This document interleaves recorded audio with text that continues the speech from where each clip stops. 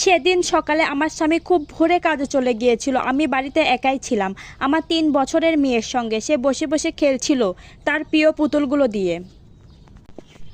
আমি অনেকক্ষণ ধরে গোসল করার সুযোগ খুঁজছিলাম। অবশেষে ভাবলাম সে তো ভালোই খেলছে, কয়েক মিনিটেরই তো ব্যাপার। ওকে আমি বললাম, মা গো একটু গোসল করবো সোনা, তুমি চুপ করে খেলো, ঠিক আছে? সে মাথা নাড়ালো, এতটাই মনোযোগ দিয়ে পুতুলকে জামা পরানো ব্যস্ত সে আমার সাথে কথাই বলল না। আমি বাথরুমের দরজাটা খোলা রেখেই পানি ছেড়ে দিলাম। চারপাশে ধোঁয়া জমে উঠছিল। আমি জিজ্ঞেস করলাম, তুমি আছো তো সোনা? সে হেসে বলল, আসি মা, আমি খেলা করছি। আমার মুখে হাসি ফুটলো। ওর ছোট্ট গলার আওয়াজ সবসময় আমার হৃদয়টাকে গলিয়ে দিত। কয়েক মিনিট পর পরই আমি আবার ডাকলাম, তুমি এখন কি করছো সোনা? আমি আবারও ডাকলাম, তুমি কি করছো সোনা? সে কোনো কথা বলছে না। আমি মনে করলাম সে চুপচাপ খেলা করছে। তারপর আবার 5 মিনিট পার হয়ে গেল। আমি আবার জিজ্ঞেস করলাম, তুমি আছো তো সোনা? কোনো জবাব এলো না। প্রথমে ভাবলাম হয়তো খেলায় মগ্ন রয়েছে, কিন্তু বুকের ভিতর একটা কাঁপুনি, মায়ের মন তো অকারণেই টের পেয়ে যায়। আমি সঙ্গে সঙ্গে পানির কল বন্ধ করে তোয়ালে জড়িয়েই ছুটে চলে আসলাম বাহিরে।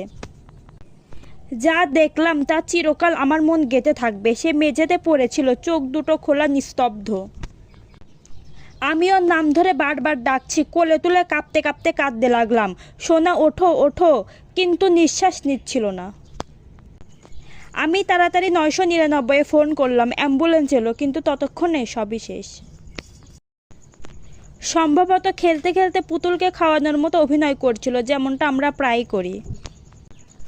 আমার আর আমার স্বামীর মন ভেঙে গিয়েছিল। শোক বড় অদ্ভুতভাবে ভালোবাসাকে ভেঙে ফেলে। আমাদের মধ্যে নীরবতা জমে উঠল। আমরা ধীরে ধীরে আলাদা হয়ে গেলাম। অপরাধবোধ, দুঃখ আর বোঝার ভয়ে এখন আমি একা থাকি। আমার থেরাপিস্ট বলছে, মনের মধ্যে কোনো যদি কষ্ট থাকে তাহলে যদি কাউকে বলা যায় তাহলে নাকি অনেক আরাম পাওয়া যায়। কিন্তু আরাম শব্দটা আজকাল একটা রূপকথার গল্প মনে হয়। বাথরুমের দিকে হাঁটতে গেলেই আমি থমকে যাই, পানির শব্দে বুক কেঁপে ওঠে। তবুও মাঝে মাঝে সাহস সঞ্চয় করে গোসল করি আর মনে মনে বলি, তুমি আছো তো সোনা? তুমি কি খেলছো?